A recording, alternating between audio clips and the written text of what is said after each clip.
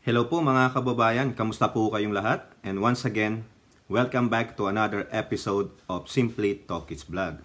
So, nagpahinga po tayo kahapon mga kababayan. Sabado po, no? Kahapon dito, ngayon po ay Sunday. Malamang sa inyo, Monday morning na, no? So, at least nakapag-recharge tayo, relax. Pamol-mol, pero wala pong nabili. Mahal po ng bilihin dito. Kayong mga nagrereklamo sa ating bansa na napakamahal ng bilihin, ay naku po, sa totoo lang. Kung kayo ay nandito, hindi po ako magsisinungaling, ha? Sabi ko sa inyo, no? Actually, pinakita ko pa yan sa ating friend, no? Nakita niya. 4 lang na item, binili ko. It's all about $37. Sa Seafood City, sa National City, San Diego. So, shout out nga pala shout out sa ating viewer na laging active sa ating video premiere kay Sir Danny Reynado, no, taga National City siya dati, kaya alam niya yung sinasabi ko. Shout out po sa inyo, sir, no, saludo, no, at nandito pa rin ang one ni Dan Boldor. Hindi po ito mawawala kasi pangdut-dut natin ito sa mga kokote ng mga Duterte Borak supporter, mga anti-Marcos, mga dilawang pink na bumabalahura sa ating mahal na presidente at sa kanyang pamilya. No, hindi po ako yung kay PBBM lang. Sako po ang pamilya. Except kay Tambalina. Ayan po ang topic natin ngayon kasi nakuryente po siya. No, pero may balik din siya dyan. Yan po yung ating itatopic. At isasama natin dito, no, si Senator Bato ay may ipapuputol. No, ano kaya ipapaputol niya, no? No, Senator Bato, nagsalita ka na naman, ha? Dapat gampanan mo 'yan, no? Dapat may isang salita, may prinsipyo at gagawin yung sinabi, ha? Alam ko naman matapang 'yan si Senator Bato. Takot nga lang makulong sa ICC. Pero bago po tayo magsimula, tayo po ay magbibigay pugay at pasalamat sa lahat ng ating followers, subscribers, sa lahat po ng ating channel members. Dumadami na po sila. At ganun din po sa mga nagla-like at nagsishare ng ating mga videos. Maraming salamat po sa inyo. At sa mga nagsishare ng inyong blessings through super chat, super stickers sa ating mga video premiere, at sa mga nagsusuper thanks tuwing nagre-replay ng ating mga videos. Maraming salamat po sa inyong lahat at pasalamat tayo muli sa ating buong may kapal at tayo healthy pa at buhay pa, no? Talagang through His grace and mercy, nandito pa rin tayo. At ganun din po sa ating mga bashers, maraming salamat din po sa inyo. At disclaimer lang, kung meron po tayong mabibitawang mga foul na salita, pasensya na po. No, yung mga bata, as much possible, this is a mature content, no? Adult, mga pang mga 18 and above, kasi may mga hindi magandang salitang maaring mabitawan, no? Kung masasalig ang inyong damdamin, pasensya na po. Kung kayo po ay mga Duterte Borak supporter, pasensya na rin po. Kung kayo ay anti-Marcos, Dilawan Mengs, pasensya na rin po, no? Katotohanan lang at ididibang natin yung patuloy nyong paggiba sa Marcos administration. Kasi po ang channel na ito ay pro-admin, no? At kung meron pong pagkakamali ang admin na ito sa lahat ng departamento, kaya tignan nyo, si Tamilmil binibira ko, o yung ibang ahensya binibira ko, yung PCG kinastigo ko minsan, o di po ba walang lusot, no? Okay, so yun po, magsimula na po tayo. Kaya ako po ginanyan ng ating title o thumbnail kasi po na ininsulto po at nilaglag ng isang mayor, ha? Mayor, ininsulto at nilaglag ang isang senador ng bansa. Biruin mo, hindi ka na nahiya, hindi ka man lang naantig, walang naramdaman, no? Bagkus, dumipensa pa. Itong si Tambalina, no? Biruin mo, mayor ng Davao, ha? Si Baste, itong kupal na ito, no? Ininsulto, pinahiya, nilaglag ang isang senador ng bansa. Di ba nakakahiya yan? senador ka ng bansa, insultuhin ka, ipahiya ka ng isang mayor ng isang syudad. Yikes! Wala kang dignidad, Tambalina. Wala kang kahihiyan. Sa kapal ba naman ng mukha mo? Malamang, hindi mo na nadama ang pang-iinsulto at panglalaglag sa'yo. Yung tinuturing niyang kakampi, piling niya kakampi. Yung pala, hindi siya tinuturing na kakampi. Yung piling niya, parte siya ng pamilya dahil nilaglag niya na yung pamilya niya. Inalipusta niya yung kanyang pinsan na sinabihang walang gamot sa kapal ng mukha mo. O di ba ganun din siya? Di ba ganun din siya, mga kababayan?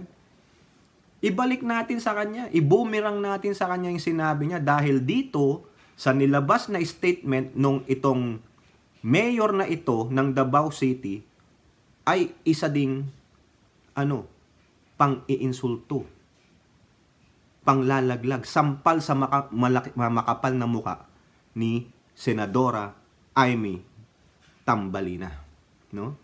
Huwag na natin tawaging Marcos yan, no? Romualdez. Kahihiyan sa Marcos. Biruin mo sinabihan ka ng ganito, anong naramdaman mo? 'Di ba? Saan pa yan tatakbo? Wala. Kapit tuko. Mamaya malalaman yung statement niya, nagbigay siya ng statement, latest yan. No? Pero yung sinabi niya kay Speaker Martin, kay Nong Martin, ibalik natin sa kanya. Walang gamot sa kapal ng mukha mo. Ganyan din ang malamang na ibig sabihin nitong statement ni Mayor ng Davao City. Itong si Basting Kupal. Ni-rework lang yan. Kung baga ni-rewards niya. Ni-rework tuloy, no? Ni-rewards yung sinabi mong kataga sa aming speaker. Na walang gamot sa kapal ng mukha mo. Ha? Bakit, mga kababayan? Kasi po, mga kababayan, tignan nyo po itong statement ng mayor ng Davao City na si Basting Kupal. Ha? Salamat po sa politiko dito sa quote card na ito. Dito na lang, tignan nyo. Basahin natin. Madam Aime, linawin ko lang kasi ginagamit mo na sa drama mo dyan sa media. Humingi ako ng tawad dahil naawa ako sa'yo. Ha? Tandaan nyo yun, ha? Dahil naawa ako sa'yo. Diyan pa lang, sa salitang yan, wala ka nang pakiramdam. Hindi ka siguro marunong makiramdam. Kasi manhid ka, tanga ka, engot ka, pinagtatawanan ka na ng mga Duterte at mga supporter nito, pero ikaw todo depensa pa sa mga kupal na ito. Siguro, tulad lang ng China yan, kausap ka ng maayos, ngingiti-ngiti sa'yo, pero pagtalikod mo, pinipi-ay ka na. Minamother F ka na. Sasabihin sa'yo ang tanga-tangang Marcos nito. Marcos ba talaga yan? Walang pakaramdam. Akala ko ba matatalino ang Marcos? Di ba? Ikaw ang isang engot. Biruin mo tapusin lang natin to, mga kababayan. Meron pang yan. Yung kanyang tuta, pinagtawanan din siya. Dahil sa sinabi nitong kupal na ito. Hindi dahil sa mga sinabi ko tungkol sa kapatid mo na presidente. Tignan mo, insultong insulto.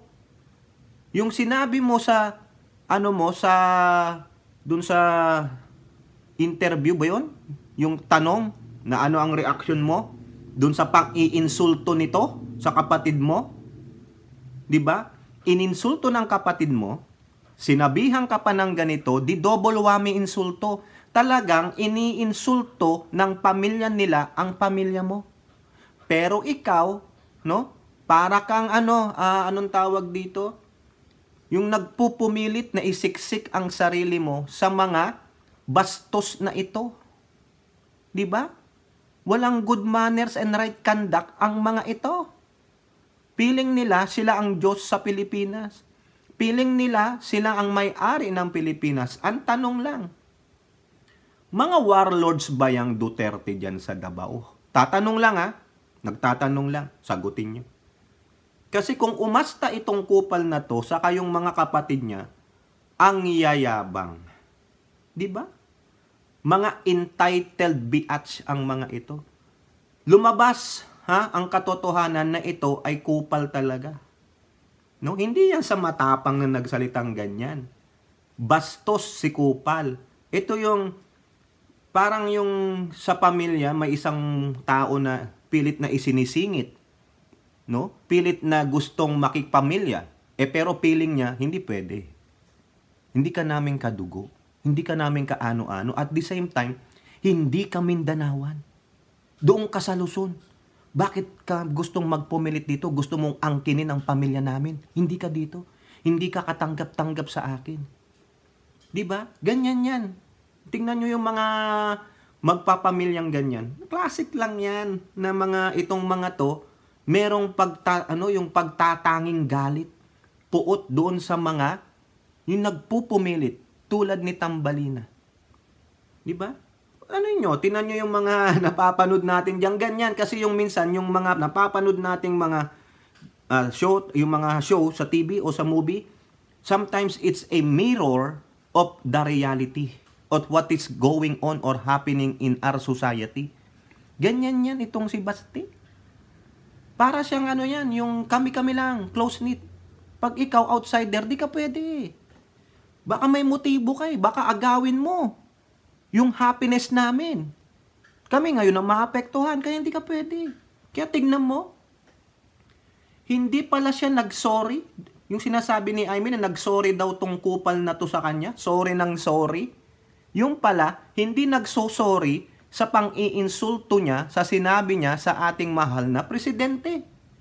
Yung sinabi niya, pag wala kang love and aspiration sa ating bansa, wala kang compassion at tamad ka, at ginagamit mo ang tsa-tsa para mag-stay sa power for your political gain and interest, mag-resign ka.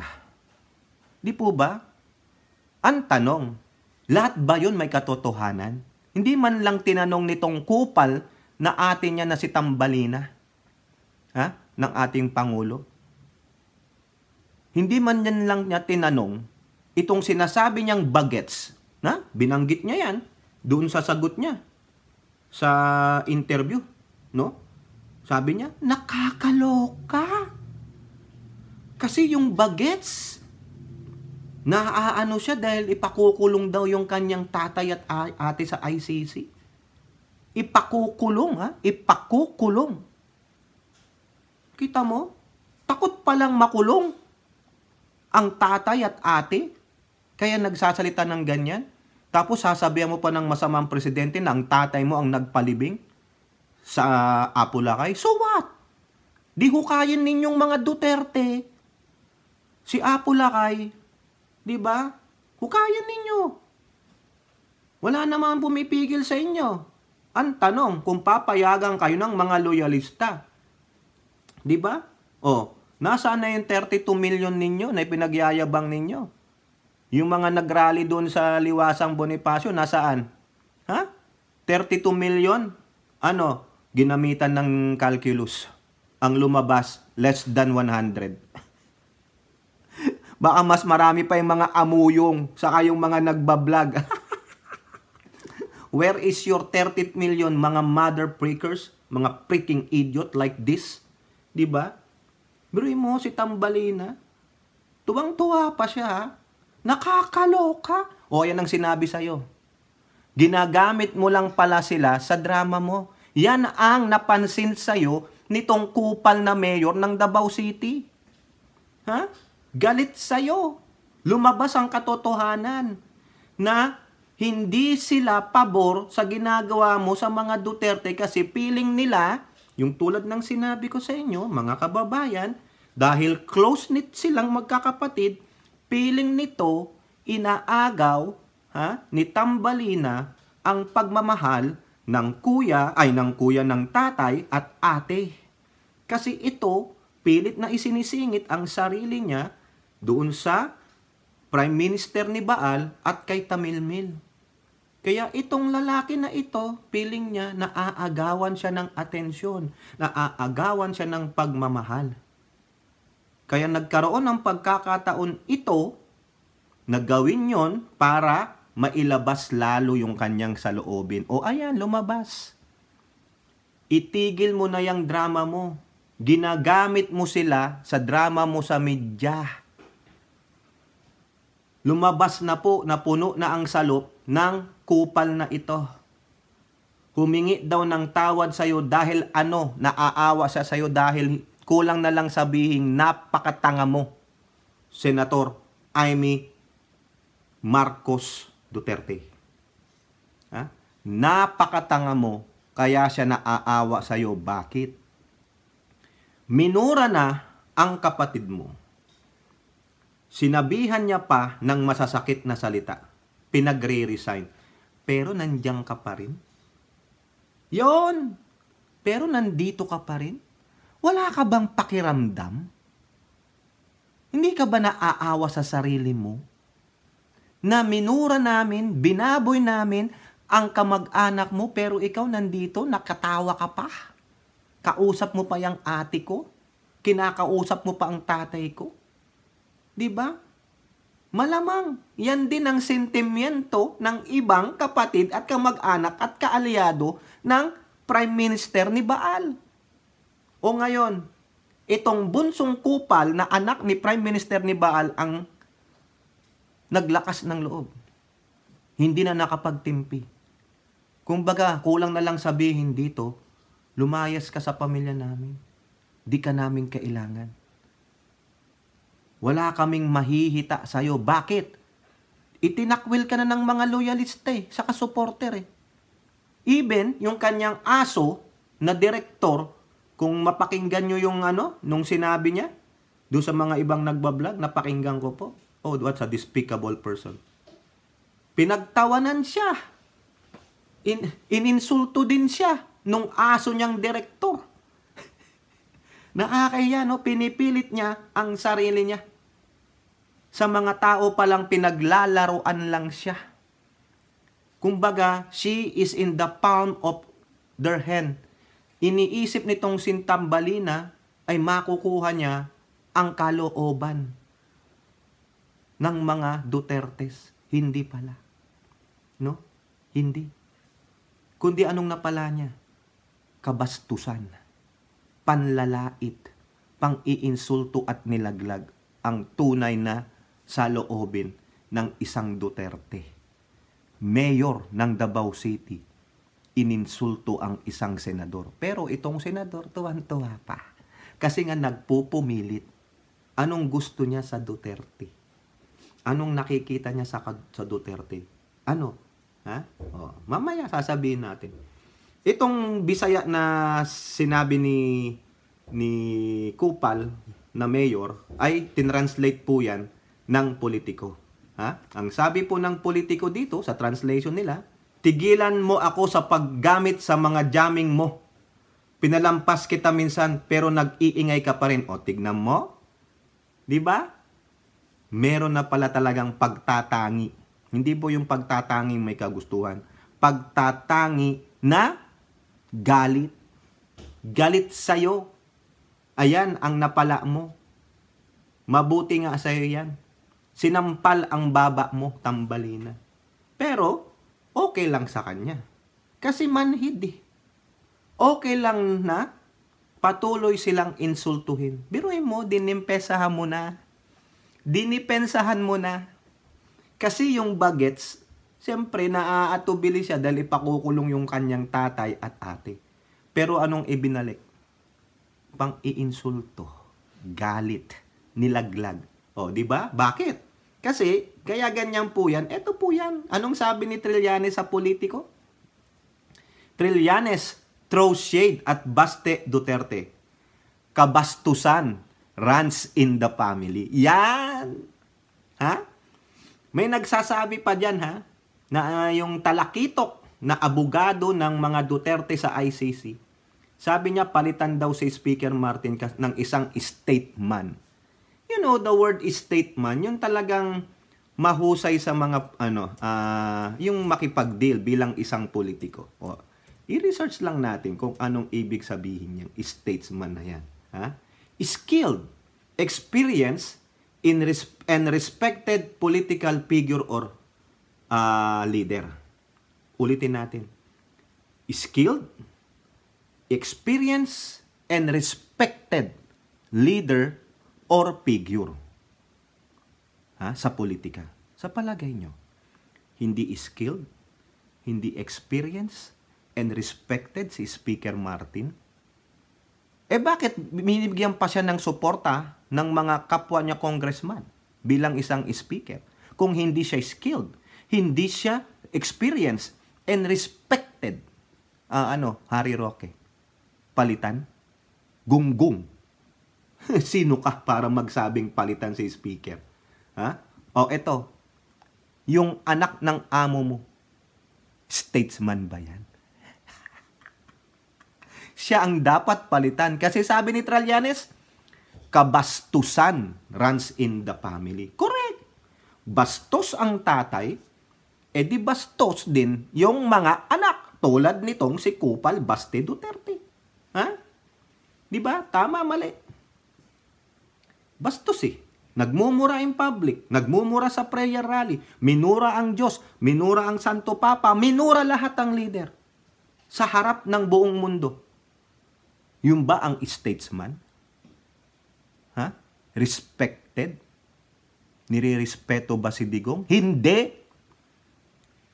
Walang respeto ang makukuha si Digong dahil bastos siya. Di ba sabihin nyo, hindi nagpapakatulong? Magpakatotoo ka, pero wag kang bastos. Hindi tulad nitong mga to. Bastos. Hindi pa alam ipahayag kung anong gustong sabihin. Di ba? Tulad na lang yung word na tambaluslos. Ano ibig sabihin nun? Ba't ka nagsalita ng gano'n? Yung pala, sila pala ang mga tambaluslos. Tambaluslos rhymes bastos. Di ba, mga kababayan? Kayo, anong magiging reaksyon ninyo sa sinabi ng kupal na ito sa isang senador na nagpupumilit isiniksik ang sarili? Kaya ayan, lumabas na. Pinagbigyan na daw minsan pero hindi na makaulit. Binigyan ka na, hindi na patsutsada yan. Sinabi na ang totoong saloobin. Ininsulto ka. Pati pamilya mo, ininsulto na. Pero kapit-tuko ka pa rin sa kanila. Ano ginawa nito? Itong gaga na ito, itong tangengot na ito, sabi na natin lahat kasi talagang tanga. Pinagtawanan na ng kanyang alagang tuta, pero okay lang, no? Kasi sa kanya, wala na siyang kamag-anak No? Sinira niya ang relasyon niya sa kanyang pamilya. Sinira niya ang relasyon niya sa pamilya ng nanay niyang Romualdez. No? Malaki ang galit niya sa mga kamag-anak niya. Kaya ang tanging tatakbuhan niya lang ay ang mga bastos na Duterte. Yung mga walang GMRC. Pasensya naman kayo No, kayong mga Duterte Burak supporter, siguro ganyan din kayo. Mga bastos kayo. Hindi ibabalik lang din natin sa inyo yung kabastusan ninyo. Yung kawalan nyo ng utak. No? Feeling nyo, kayo ang Pilipinas. Hindi po. Sama nyo na tong si Tambalina. No? Kasi gustong-gustong kumapit sa inyo. Okay. No? Labas tayo diyan kay Kupal na Baste. Ano ang sagot ni Amy Marcos? Tingnan nyo tingnan nyo. The irony of this. Nagkausap na kami. Okay na. Naku, hindi na ako basta-basta magkukwento. At sa kaguluhan ngayon ay napakadaling baliin at bigyan ng maling kahulugan. Parang may gustong mag-away kami. Buti at nakapag-usap na kami at hindi ko na ikukwento. Kita nyo Doon sa simula. Nagkausap na kami. Okay na. Buti pa, itong hindi niya kamag-anak ay kinausap niya na kaagad para hindi na lumaki ang apoy. Pero yung totoo niyang kamag-anak, hindi man lang niya makausap. Di ba anong sabi ni Speaker Martin after na sabihan niya ng walang gamot sa kapal ng mukha mo? Ano ang sabi ni Speaker? wala namang bastusan. Maraming kabataan ang nakakanood, nakakarinig, nakakabasa ng sinabi mo. Mag-usap na lang kami. No? Tawagan ko siya o i-text ko siya. Pero after that, how many weeks has passed? 1 week? 8 days? 10 days? Magto 2 weeks na? Pero wala siyang ganitong statement. Hindi rin nagbigay ng statement si speaker kung nagkausap na sila. Magkamag-anak yan. Sa mother side, Romualdez. Pero yung Duterte, wala pang 24 oras, naglabas na ng statement kaagad. Nagkausap na kami. Okay na. Di ba? Hindi naman niya kamag-anak yun. Di ba? Kuha nyo yung, nakuha na gets nyo? Kaya sa kanya, blood is not thicker than water. Hindi. Kung para ba sa bayan, walang kaibigan? O bakit hindi niya makausap sa speaker? Hindi naman siya iniinsulto. Hindi siya pinahiya. Siya nga ang nang iinsulto at siya ang namamahiya. Siguro nagtatry to reach out sa speaker, ayaw niya. Pero pagdating kay kupal na baste, wala pang 24 oras. Okay na, nagkausap na kami. Happy na kami. Di ba? Tanga. Ininsulto, pinahiya, hindi tanggap. Malamang yan din ang sentimiento ng mga Duterte. Taga Luzon yan, Imperial Luzon yan. Sasakupin lang tayo yan, didiktahan lang tayo yan, kaya paalisin nyo dito. Pero nagpupumilit eh. Kung hindi lang senadora ito, nako, baka kung anong ginawa dyan, nasabi ko sa inyo. Baka hindi lang pang-iinsulto ang gawin dyan. Di ba, mga kababayan? Wala eh. Tingnan nyo, inayos niya kaagad. Pero yung sarili niyang pamilya, kadugo, hindi niya maayos. Gusto niyo pang lalong lumaki ang apoy. So therefore, yung gap, no? Yung gap ng rip nila is widening kay speaker, sa kamag-anak niya. Sa hipag niya siguro kay FL. Pero, dun sa Duterte, fix na kaagad, patch up na, ayos na. O, eto pa. Napakadaling baliin at bigyan ng maling kahulugan. Walang ganon.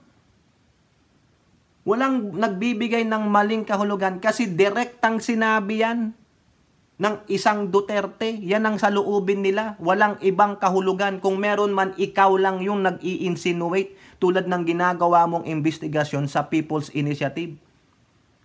Huwag mong i-divert o ipasa sa amin yung katangahan mo, no? Yung kagagahan mo. Eto pa. Parang, timang na talaga. Parang may gustong mag-away kami. Sino? Sino? Sino ang dumikta dyan sa basting kupal na yan para pag-awayin kayong mga Duterte? Alangan pa lang si speaker, tinawagan niya si Basti, udyukan ko. Ganon? Weh. Tingnan nyo, iniiba niya eh. Wala naman nagdidikta sa mga Duterte. Ikaw ang nadidiktahan. Yung mga nakapalibot sa yung Duterte, no? Pinagtatawanan ka. No, yung mga dilaw na nagkukunwaring Duterte, pinagtatawanan ka. Ngayon, nasaan yung sinasabi mong legasiya? Yung ng pangalan ng tatay mo. Ikaw na mismo ang lalo pang sumisira sa pangalan ng tatay mo. Kasi ininsulto na ang isang Marcos, idinagdag ka pa. So therefore, ikaw ang walang delikadesa. Wala kang pakiramdam. No? Yeah. Pero sasabihin ng iba dito, mga kababayan, kaya ginagawa yan ni Army para bantayan ang mga Duterte. Siya ang Trojan horse ng gobyerno. Well, we never know. Kaya ang sabi ko sa inyo, ano ang endgame ni Imee Tambalina Romualdez Marcos Duterte? Diba? Ngayon, ini-insinuate niya pa, binabato niya na meron daw mga taong gustong mag-away sila. Sino? Si Martin na naman? Si FL Lisa na naman? Diba? O tingnan nyo yung larawan na yan. Anong sabi lang ni Ninang Lisa Marcos? Happy Sunday, everyone. Tingnan nyo. Di ba? Andun si speaker. Andun si Madam Meldy. Yung first couple, hindi ko po kilala yung mga kasama nilang mga nandoon. Pero happy sila, pero nasaan siya? Nowhere to be found.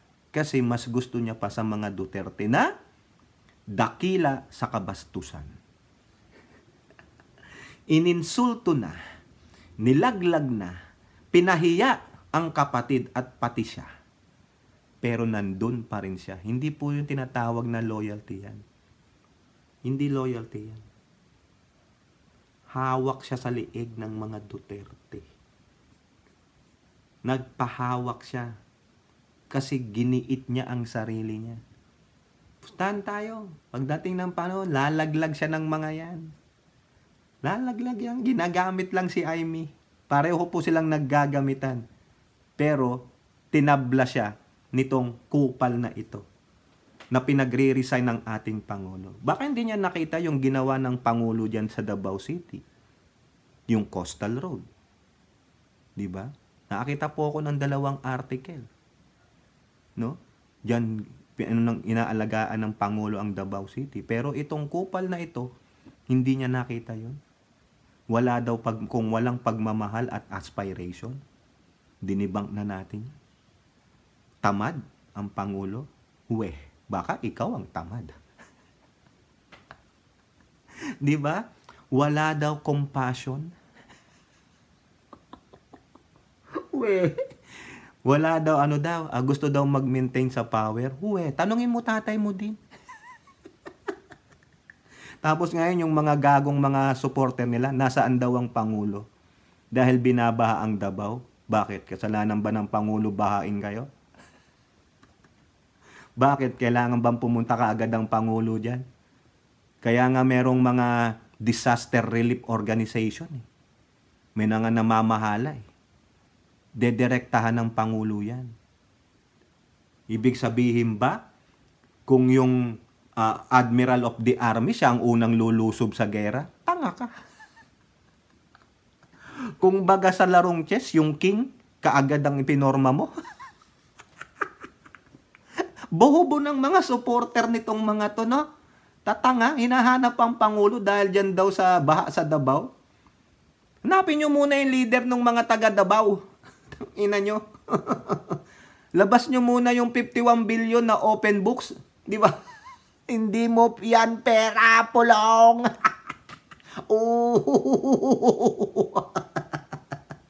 Asarin natin yung mga bastos.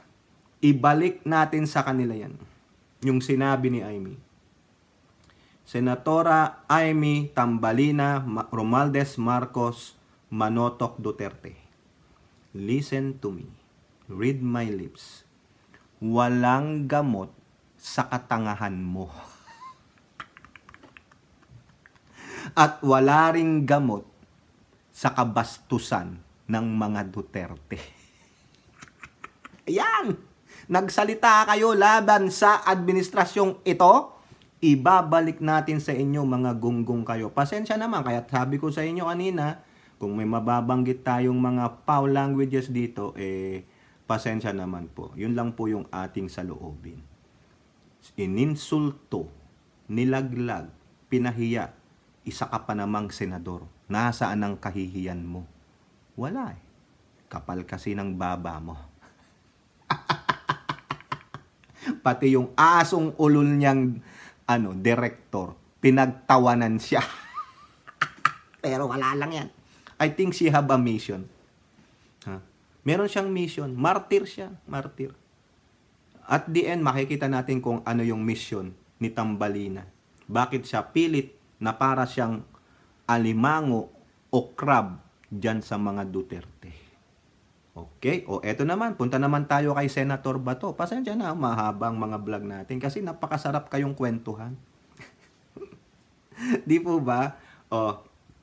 Itong kay Senator Bato naman. Kasi, di ba, itong si former policeman, si Las Cañas, may isiniwalat. Idinawit naman itong si Tamilmil, Tambalina tuloy. Si Tamilmil, sa yung ano daw, siya daw yung isa sa mga pasimuno ng bagong mga DDS, no? The original DDS. Tingnan nyo yung mga DDS, di ba kayo nahihiya dyan? Ang totoo palang meaning yan is the Baudet Squad. Di ba kayo nahihiya na yung inyong, yung ano tawag dyan, yung DDS. Ano ba, DDS? Mahilig ba kayo sa dede? Bigyan nyo ng chupon yung mga DDS na yan. Para naman, tumali-talino, no? Bigyan nyo ng chupon. Baka mga supot yan, mga potso, ang utak. Pag potso ka at Pinoy ka, ay nako. Sabi sa amin nung pag potso ka, no? Di ka anak ng Diyos. Kaya lahat nun, mga lalaki, sige, patole na, patole. Ayun ang sabi sa amin. Pag potso ka, hindi ka anak ng Diyos, hindi ka gugustuhin ng mga chikakas. Ewan ko, nung bata kami, mga loko-loko kasi mga iba naming nakakasama. Kaya yun, di ba? Oh. Eto, tung si Senator Bato kasi, isa ring defender ng mga bastos na Duterte. Di ba? Wala talagang gamot sa kabastusan. Imbis na magamot, nahahawa pa. Kaya tignan nyo, yung mga kabataan ngayon, wala nang good manners and right conduct because of si Prime Minister ni Baal. Biruin nyo, National TV, ini-FU yung mga leader ng bansa. O di siyempre, sabi ng bata, o bakit yun? Presidente ng Pilipinas, minumura si ganito, nagmumura. O, di pwede rin akong magmura. Kasi di ba, leader yan eh. Set an example. O, di ba? Ano magagawa mo? Sabi mo man nak, bawal yun. Hindi, sabi po, presidente yan, di ba? Leader ng bansa namin yan eh. Leader mo yan, nagmumura-murahin natin to. Ganyan, di ba? Anong example lang pinakita ni Duterte? Ang magmura. Kumbaga, dapat yan kay Duterte, merong gumawa ng libro. Yung paano magmura. No? Yung mga style ng pagmumura. Sulat nyo yan na libro, yung mga patay na patay diyan kay Duterte. Sino ba yun? Yung babae na inchik? No, inchik pa ha, inchik. Sulat mo yun. Nakagawa nga kayo ng mga libro eh. 'Di ba yung librong kapal-kapal, ni chronicle nila yung ni Prime Minister ni Baal, 'di ba? Ito pa iso, nahawa na. 'Di ba sabi ko sa inyo, si Senator Bato nahawa na. Protector din. Ano sabi niya? Kasi sinabit din siya ni Las Cañas. Ano sabi niya? Yung sinasabi niya ngayon, na bago na naman yung version na yan, na dinawit niya si Inday Sara sa sinasabi niyang tokhang, ano gagawin ni Bato? Magpapaputol ako ng leeg. Oy, disclaimer lang ha, binabasa lang natin. I am not suggesting, I'm just reading. Papaputol ako ng leeg kaagad. Kung ma-prove niya yan na si Sara nasa likuran niya, ayon. Yan ha. Tahasang sinabi yan. May video pa dyan. Yung gesture ni Bato. Mahirap namang i-gesture dito. Baka tayo tanggalan ng channel. Ha? YouTube, disclaimer. I'm not suggesting. I'm just reading it. The statement of Senator Ronald Bato de la Rosa. Na siya daw po ay magpapaputol ng leeg. Ayan, para daw siyang manok. Napaka-harsh, totohanin mo yan Bato ha. Walang dyan. Hindi ka nagjo-joke. Hindi ka nagpa-prank. Mamaya paano kung nagkatotoo ito? Paano pag nagkatotoo ito? Ano na Bato? Sasabi niya, hindi, joke lang yun. Aray ko, joke lang pala. Prank. Joke. Nakalambutya. Nasaan na yung yan? May isang salita. Kakampi nyo. Kakampi mo. Isa si diba Ai-chan?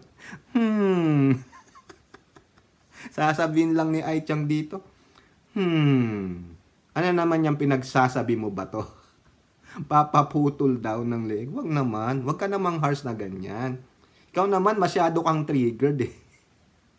Yung nakapagbitaw ka ng salita, mamaya, pag nagkatotoo yan, mamaya tamaan ka ng kidlat. Biglang nagkatotoo, ano na, iba na lang ipaputol mo. Oo. Yun na lang, mo, si si Oten Gathers. Di ba? Si Bratsworth. Yun na lang. Bato. Pero sasabihin naman ni Bato, wala rin ako kaligayahan. Aray ko. Siguro sa galit niya kay Las Cañas, kaya niya yan nasabi. No? Papaputol daw siya. No? Ng leeg. Grabe naman yan. Napaka-harsh naman yan. Huwag mo nang paputol yung leeg mo. Papugot mo na lang ang ulo mo diyata. Baka ganun ang gusto mong sabihin. Senator Bato. Kakawa naman tong mga to, no? Antindi magtanggol kay, kay Tamilmil talaga eh. Basta Duterte, triggered sila eh. Tandaan nyo yan mga kababayan ha. Yung mga tatakbo ng re-election dyan. Ito, baka. Si Go, baka. Si Tambalina, baka. Sino pa? Ha? Yung mga kumakampi sa mga 51 billion. Yung kumakampi sa 125 million. At 32 million. Saan mo nakuha yung 32 million tokens? Di ba yan daw yung botong nakuha ni Sara? Pero nowhere to be found.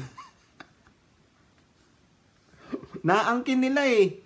Sabi nila walang Marcos loyalist ditong sumama sa amin. Lahat ito Duterte supporter, tong 32 million, kaya wag nyong i-credit ha. Kayong mga Marcos loyalist supporter. Wala pong vlogger na maka Duterte na umaamin niya na may tulong ang Marcos loyalist sa boto nung si Tamilmil. Hindi rin nila sinasabi na kasama ang Marcos loyalist supporter sa numerong 16 million ni Digong. Purely DDS. Sino yung DDS? Di Davao Death Squad. Di ba? Naku, asar na siguro ang mga Duterte Burak supporter sa akin. Makakita na naman ako dyan ng mga komento na, binayaran ka ba? Binayaran ka no? Bato ako sasagot dyan? Labas nyo na ebidensya. Kung yan nga si Bato, saka si Sara eh. Mag-file kayo ng kaso, meaning labas nyo ebidensya sa korte. Ganon din ang sasabihin natin sa inyo. Ha? Labas evidence. Pakita kayo ng resibo na nabayaran tayo. Di ba? Where is the receipt? Puti, kung nabayaran tayo, hindi na tayo magbablog. Puta, nandyan na lang ako pa jet setting na lang ako sa West Philippine Sea na hindi nagawa ni Digong. Di ba? Magta-travel around the world na lang ako kung nabayaran ako ng mga $1 trillion o euros. Di ba? Ba't pa ako magbablog dito? Papakahirap pa akong daldal ng daldal dito.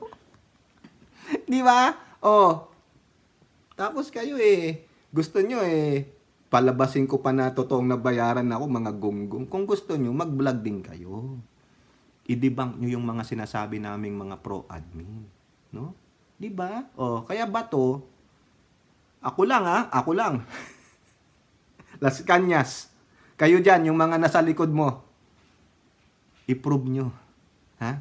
Dalhin nyo sila sa korte. At kung mapatunayan na si Tamilmil nga ay sangkot dyan sa DD shit.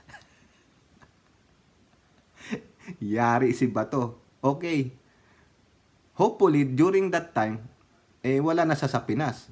Nasaan na siya? Ado sa ICC. Nasa ICC. IC. Nasa kulungan ka na. IC. Nasa kulungan na si Kupal. Hindi na siya magpapaputol ng leg kasi nakakulong na siya.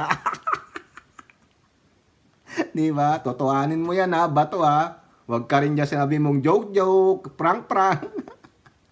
Ayan mga kababayan. Yan lang, wala tayong maraming article, mga quote card lang. Isa lang ating article. Pero, ito lang masasabi ko dyan, isa sa mga awitin na iaano natin kay Amy Marcos. Di ba? Matapos siyang insultuhin, ilaglag, ipahiya, na basting kupal, ganun pa rin. Siya pa ang unang sigurong lumapit dyan. Pero mo, isang senator, Wala ka palang ano kaya sa isang mayor eh. Wala. Lumuhod sa isang mayor. Kakahiya. Yikes! Yikes! Tapos pinagtawanan pa ng mga Duterte supporter. Kala niya kakampi niya. Pati yung direktor na Ulalo, kala niya kakampi niya. Yung pala pinagtawanan din siya na paghahalata po na dilawan. Na asar sa mga Marcos. O ito ang isang awitin, no, ni Lady Gaga. Soundtrack po ng Top Gun, yung latest, yung Maverick. O, yung kanta ni Lady Gagang Hold My Hand. Hindi ko po kayang awitin niya, mataas eh. No, sabi lang dito, hold my hand. Everything will be okay. I heard from the heavens that clouds had been gray. Pull me close, wrap me in your aching arms. I see that you're hurting. Why you take so long? Ayan. Kaya ikaw, Senatora, ay may tambali ng Marcos, Manotok Duterte. Sipin mo to. Pwede ka namang lumapit pa sa mga kamag-anak mong totoo. Alam natin, pamilya, laging may disagreement. Laging ano yan, may pag-aaway, hindi pagkakaintindihan. Pero at the end of the day, pamilya pa rin kayo. Hold their hand. No? Huwag mong itakwil ang pamilya mo. Kung madali mong naayos yung gusot nung hindi mo kapamilya, why not ayusin mo yung gusot ng pamilya mo? Panganay ka pa man din, hinayupak ka. Di ba? Oh, ano pang sabi dito? To, patama na to sa kanya, oh. To tell me you need me. Baka to sinasabi ni Martin at ni PBBM sa kanya. To tell us you need us. I see that you're bleeding. You don't need to show us again. But if you decide I'll ride in this life with you, I won't let go till the end. Di ba? So cry tonight. Umiyak ka daw ngayon, gabi. But don't let go of my hand. O di ba? Kaya lumapit ka na. Hold your kamag-anak's hand. You can cry every last tear. O, tear. Ba yun? Tears. Tears. Ha? Iiyak mo na ang huling luha. Hindi sila aalis hanggang maintindihan mo. Promise mo lang, just hold my hand. Di ba? Ang gandang kanta yan. Tingnan nyo. Panoorin nyo yan. Soundtrack. Hold my hand ni Lady Gaga. Ang ganda ng message. Di ba? Oh, pero ibang kamay ang hinahawakan ni Tambalina. Kamay ng Prime Minister ni Baal. Nakaw, lalo kang iiyak dyan kasi bakit? Oh Lord, can you dip your fingers to that water and put a drop in my tongue? Ang init kasi dito. Ayan po yung sabi nung the rich man doon kay Abraham. Kasama niya si Lazarus. Ha? Yung the rich man and Lazarus. Si Lazarus yung kumakain lang ng pagkain, yung nahuhulog ng rich man. O di ba sabay silang namatay? Tapos may great gulf doon na naghihiwalay sa paradise and sa place of torment. O, anong sabi nung rich man nung nakita niya si Lazarus doon sa busom nga eh. Sa busom meaning dito sa nakaupo sa lap. Si Lazarus kay Abraham sabi niya, pwede ba dip mo yung kamay mo dyan sa tubig? At ako ay ano? Hindi pwede. Ano? Gusto mo ma-experience yun, Senator Amy? Pwede ba? Nagkamali ako, Lord. Bakit ko sinamahan tong mga to? Mga walang GMRC. Dito tuloy ako napunta. Sabi ni Lady Gaga, hold their hands, pero ibang hands pala ang nahawakan ko. Nasa huli ang pagsisisi. Senator Tambalina. Wag na. Meron pang isang taon ha? Itong buong taon na to, saka sa next year. Pwede pa. Habol ka pa. No? Pwede ka pang laglagan ng tali. Ng Marcos loyalist. Mapagpatawad naman ng mga loyalist at supporter. Why not? Iwan mo na yung Duterte. Tapos na mission mo dyan, nakita mo na ang katotohanan. They don't like you. They already throw you out of the bus. Tinapon ka na sa dumpster, sa garbage, pero ikaw, pilit ka pa rin umaakyat sa likuran ng bus. Pinipilit mo ang sarili mo na hindi ka naman tanggap. Pagtalikod mo, minumura ka, pinagtatawanan ka. Pero siguro, hindi pa rin tapos ang kanyang misyon. Ano yun? Siguro ang misyon ni Senator Tambalin, siya ang magiging savior nila. Huwag nyo naman silang dalhin sa perdition. Dito naman, saan? Doon sa pinakadulo ng impyerno. Doon sa abyss of hell. Ewan ko, no? Tawa lang tayo din na ng tawa, pero the irony is this. She was able to fix yung sigalot doon sa mga Duterte, but she cannot even fix doon yung problema niya sa sarili niyang pamilya at kadugo. So what tells you then? What tells you now? That she disliked her family.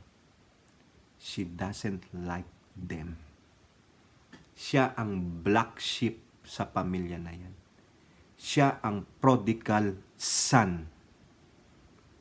No? Hindi natin alam hanggang kailan siya magiging prodigal son or daughter ng pamilya Marcos before she realized that at the end, she's all alone in her battle. So, saan siya? Paano siya dyan? Remember the story of prodigal son?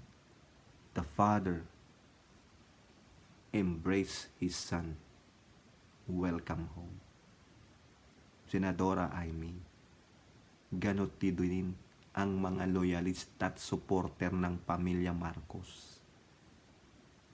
If you just humble yourself and realize that your family is still your family, no matter what, unless you already decided for yourself na wala ka ng ibang kapamilyang Marcos Romualdez, kundi ang mga Duterte na lamang.